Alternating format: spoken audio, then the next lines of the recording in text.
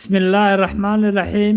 الحمد لله رب العالمين، والصلاة والسلام على أشرف المرسلين سيدنا ومولانا محمد صلى الله عليه وسلم. السلام عليكم ورحمة الله وبركاته. waxaan halkan ka salaamayaa dhammaan Soomaali maxamed meel walbay joogaan. Waxaa inooga sii socon doona insha Allah gabayadii diiniga ahaa ee taxanaha. Waxaa gabayga maanta la yiraahdaa aakhir saban, wuxuuna ka hadlayaa aakhir saban in aan ku jirno, wuxuuna ku bilaabmayaa insha Allah sidan. siduu nebigu sadarka xadiis ku saadaaliyey aakhir sabanka dadku way iswada dilayaan. muslinka seefta isla dhacayo surta iska wada goynaye. siday saxaabadu su'aashay miyaanay nebiyow caqli saliima lahayne. sida uu sheegay suubanuhu caqliga laga suulinayaaye.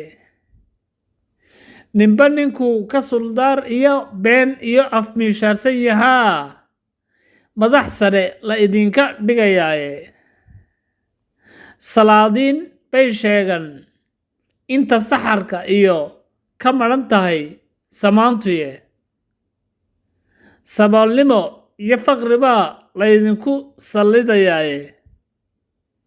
waxaana sabab u ah dembigood caadi u samaysaane. sunin walbood khiyaano la safataanna samhariiray idiin horseediye. qalinkoo wax lagu xado saf loo galana way idin la saxsanaane. soomaalida maanta miyaanay dadka kaga socnayn inay tabtaas ku sugan yihiine. siduu nebigu sadarka xadiis ku saadaaliyey aakhir sabanka dadku way iswada dilayaan. muslinka seefta isla dhacayo surta iska wada goynaye. waad mahadsantihiin dhammaantiin. waxaan leeyahay alle fitnada aakhir saban hayna ga badbaadiyo insha Allah walaalayaal. wassalaamu calaykum waraxmatullaahi wabarakaatu.